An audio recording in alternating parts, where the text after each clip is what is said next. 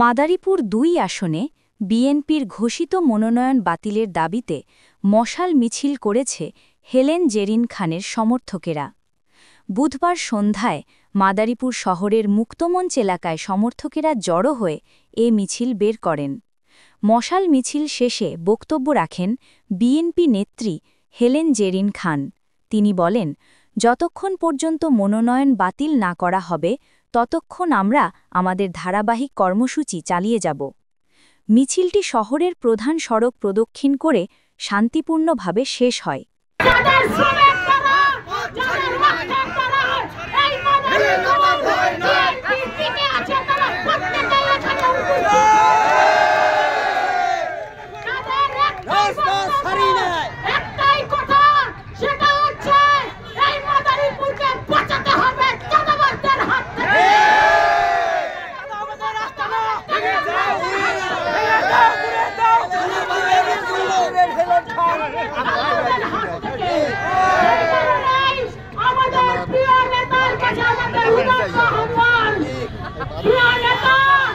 আপনি পুনর্বিবেচনা করবেন এবং মাদারীপুরকে বাঁচাবেন। আপনি হচ্ছেন এই বাংলাদেশকে রক্ষা করার একমাত্র নেতা।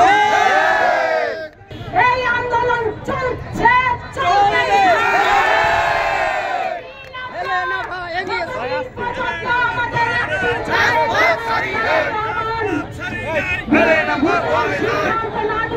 কারণ আপনারা জানেন এই নমিনেশন আছে প্রাথমিক নমিনেশন।